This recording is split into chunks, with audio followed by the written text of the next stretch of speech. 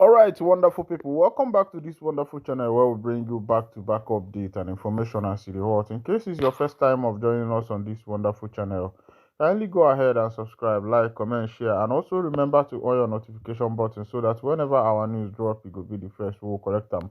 Let's go down to the news proper as to the hot.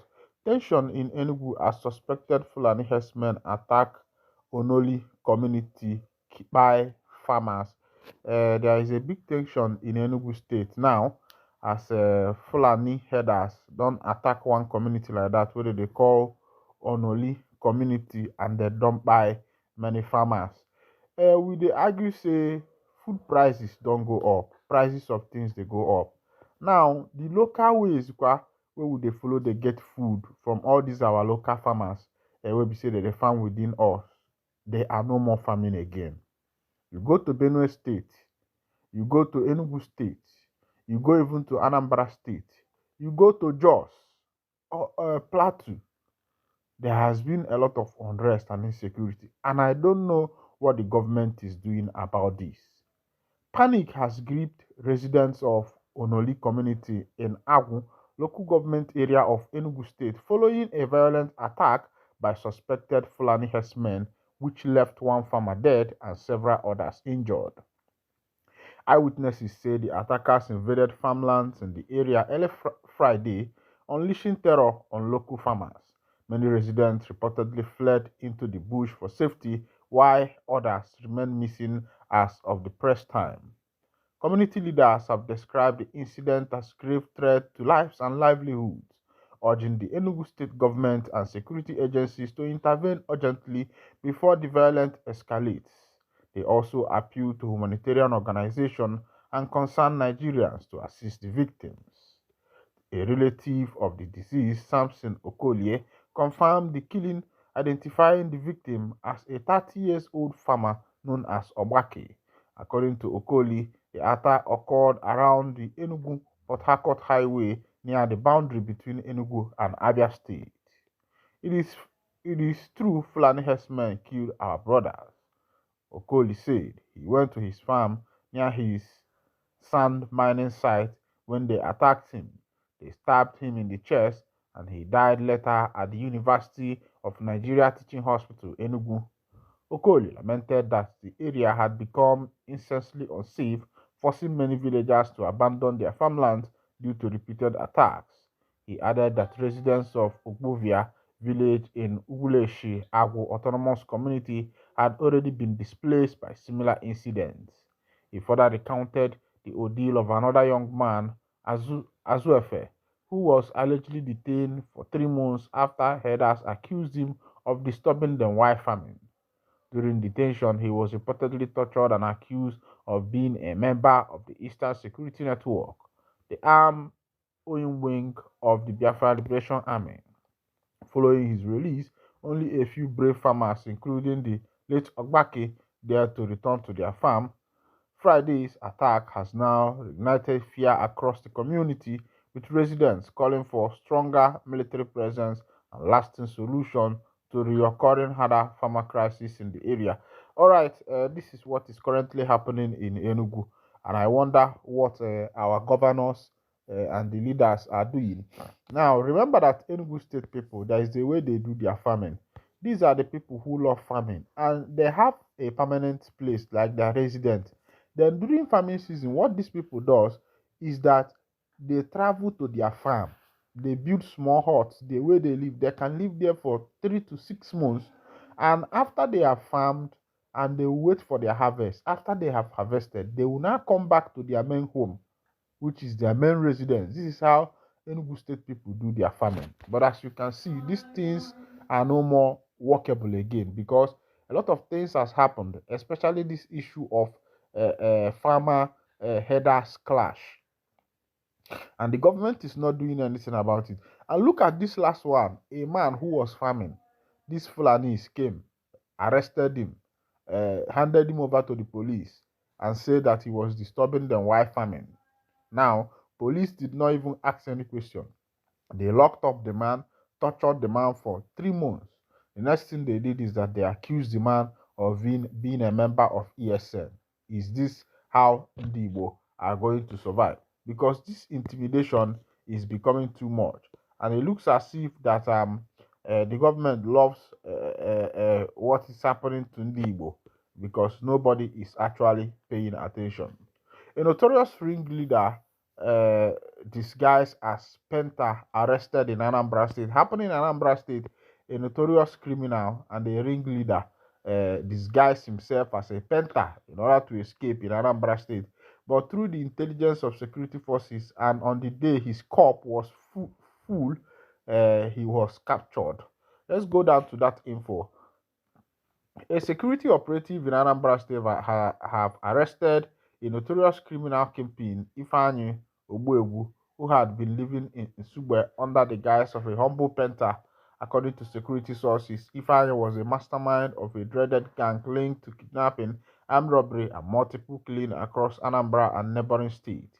His cover as a penta allowed him to blend into the community undetected for years, while orchestrating violent crimes in the background.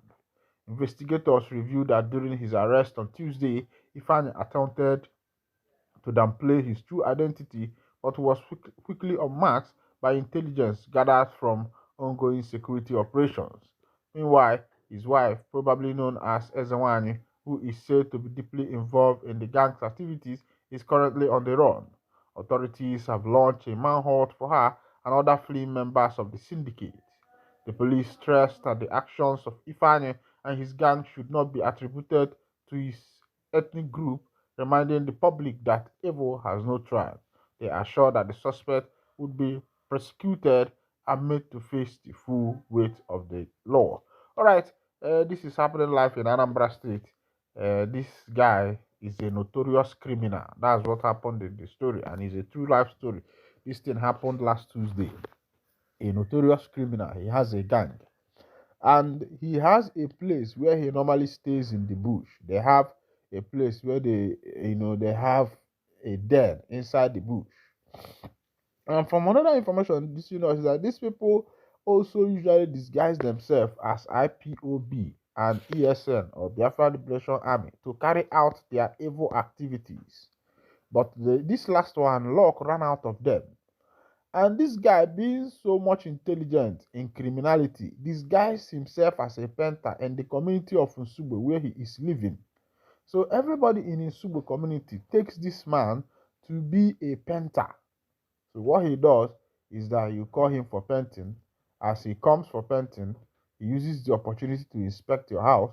He uses the opportunity to inspect the environment. If you reach uh, as one of the victims that he is going to victimize, he will victimize you, because on the process of doing that painting for you, he knows your whereabouts, he knows your in and out, and on the process, your head will go inside. So what these people does is that through his painting, uses this painting work also to do informant. He comes, paint for you, see how much you are worth, paint for you, see how much you are worth. He informs his men. So for years, this particular Ifani has been living in Nsugbe community, and nobody found out, because they took him to be a humble man. He may even be carrying his arms in his paint bucket. Everybody will overlook it, because they know that he is a hard-working temper. Wow, what a wisdom, what a sense of a criminal. Things are happening. So security forces, please.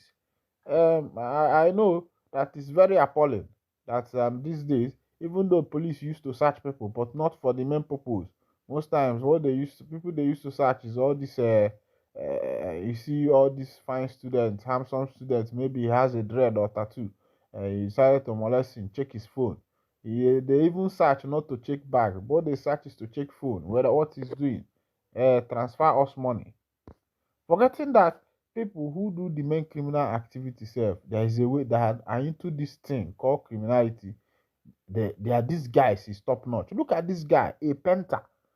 So he can be carrying his painting tools and moving around, and they can hid his weapons inside there, and nobody will even notice it. Oh yeah, police, please, you people should resume to your work and do a nice work. All right. Another info we drop on my table is that Nigerian judiciary is standing trial in the case of Mazen and wow, I'll bring you that story on my next edition. I'll bring you the full story because I wouldn't like to rush it. All right. If this is your first time of joining us on this wonderful channel, kindly go ahead and subscribe, like, comment, and share. And also remember to on your notification button so that whenever our news drop, you will be the first who will collect them. Thank you for listening. God bless you. All right, wonderful people. Welcome back to this wonderful channel where we bring you back-to-back update and information as to the world. In case it's your first time of joining us on this wonderful channel, kindly go ahead and subscribe, like, comment, share, and also remember to on your notification button so that whenever our news drops, you will be the first who will collect them. All right, as to the world, it done the hot for Biafra land. But before I continue, as it is now, Joy has returned to Osumohu, Ihitokwa, Osu Ihitokwa, Iseke. All these places are in Biafra land. The people who are living there have returned to their villages. They are now doing their usual businesses. I don't even know that places like Iseke, these people said that every day they load 20 trailer trucks. Every day. That is what is being loaded in Iseke every day in that small Iseke market. Some people came there. Some people are the people who come there for basket business. Others come for palm front. Others come for plantain. Others come for. There are different kinds of food. This thing that are being produced in that Iseke. I don't even know that about 20 trailers usually load in Iseke every day. The women said it there. I was like, wow, 20 trailers every day. Now you can imagine how much that Ndi Igbo are losing. And today, yesterday in Oduma, Ebonyi State, there has been a heavy clash that broke out between the people of Oduma in Ebonyi State and the people of Eza people. The government of Ebonyi State should look into this matter. There was some time ago, it was between Eza and the Zambo or something like that, and that thing claimed a lot of lives. Now it is between the people of Eza and the Odume. The Odume people went to their farm, and some of them were captured. Luckily for one of the women, it happens that she speaks Eza tongue, and she started talking to those people in Eza. So, and those people felt that, okay, this is our daughter. Maybe she's married to an Oduma man, and they left her. But other people there were captured. Now, what are these other people going to do? And as it is now, the boys in Oduma and their young men, the youth, the securities of Oduma, all of them has come out with both cutlass, both machete, to go and know what is happening. This is currently what is happening between the Odumes and the Eza as it is now. And I will pray that this joy that is returning in Biafra land, that it should return everywhere in full, so that business can go back again. Look at places like Iseke. I don't even know that Iseke loads 20 trailers in a day. Every blessed day, 20 trailers move out from that Iseke market, as small as that market is. All right, in Asaba, the Federal High Court sitting in Asaba Delta State today arranged Mr. Mike Nwokoni, Mr. Eluemo Adigwe, Mr. Francis Okolie, and Mr. Ojo Idemo on multiple charges bordering on terrorism, attempted murder, promoting a native doctor, and malicious damage to government property. These people were arrested in a Delta State now. One of them is the Igwe of this community. And these people were arrested in connection to terrorism and insecurity. You will see that some of these insecurity that are happening in our villages, in our locals, are being sponsored by some of these big people. If not that, Ikukuku Afiko Koko, who would have known that His Royal Highness, that Eze of a community, Obi of a community, Obi of Ogwashuku, will be part of the people involved in arm peddling, in illegal business, in terrorism, destroying their own community. Let's go down to that information. The charges stem from the violent attack on the Obi of Ogwashukwu Kingdom, His Royal Majesty Dr. Ifechukwu Asinachi Okonjo II, which occurred 2 years ago during the annual Ine festival at the Monarch's Palace in Ogwashukwu, Anocha local government area, according to Delta State. According to the charge filed by the Inspector General of Police, the defendants and others now at large allegedly mobilized armed thugs and mobbed to the palace of the traditional ruler in an attempt to forcefully dethrone him. They were said to have engaged in violent conduct that resulted in destruction of police vehicle, injured the palace guards, and widespread panic within the ancient kingdom. This is happening live in Ogwashukwu. All right, something happened in Abuja. There is this girl called Somtochukwu in Abuja. She's a member of Arise News TV. It happened that armed robbers invaded their apartment, and unfortunately for this girl, these armed robbers spied her. She's one for Biafra. As it is, now those armed robbers have been captured. The police, I don't know how the police traced them to one apartment like that in Abuja, and they have been captured. Let's go down to the full detail of that information. A Nigerian lady poured out her pain online after reports confirmed the arrest of several suspects linked to the death of a young Arise TV anchor who tragically lost her life during a late-night robbery. The newly released report revealed that the arrested suspect confessed to taking part in the operation that led to the death of the journalist and another victim. Following the heartbreaking update, many Nigerians took to social media to react as emotions ran high, with several people expressing disbelief. A Nigerian lady speaks out in pain as a fresh report confirmed the arrest of suspected linked to the death of Somtochukwu, Christilla Maduagwu, the late Arise TV news anchor.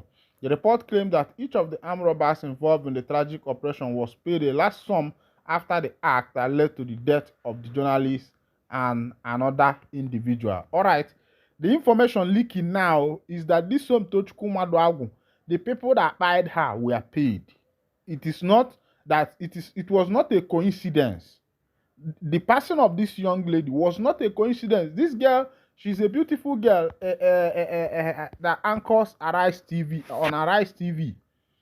Now, this girl was spied not because she did anything, but because of the hard work she's doing there, and some people paid some people to buy her. The report claimed that, okay, let's go down. A fresh detail emerged as robbers confessed. Just days after the incident, a new report from a Republic news platform confirmed the arrest of the armed robbers, said to be about 12 in number. Details of the report also revealed that the suspect stole a car belonging to one of the victims. According to Arise TV, the arrested suspect confessed to the crime, and a white Honda CRV belonging to one of the victims was recovered.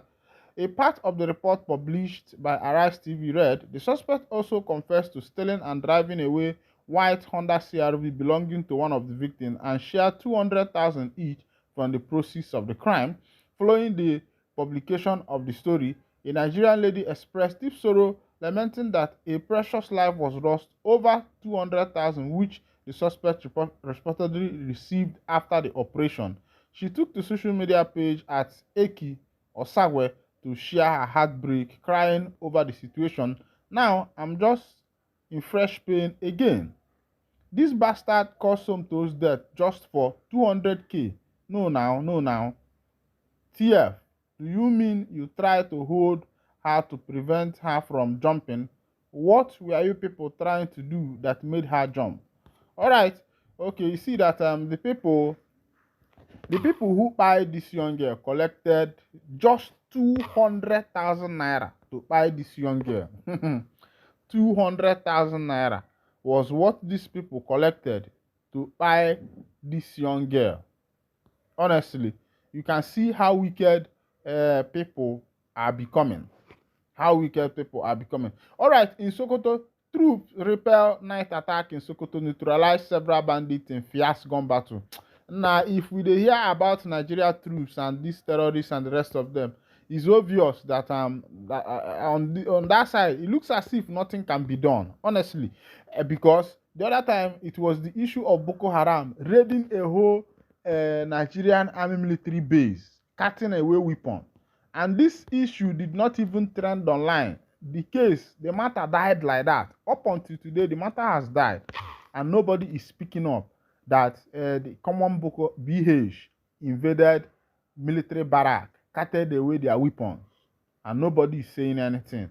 So we know that the issue of insecurity around that northern axis is more or so has become something like a daily trouble that every day is a woman die, man born another. That's what we have been hearing there. All right, this is where I'll be winding down the curtain. And if this is your first time of joining us on this channel, kindly go ahead and subscribe, like, comment, and share. And also remember to on your notification button so that whenever our news drop, you will be the first to collect them. Thank you for listening. God bless you.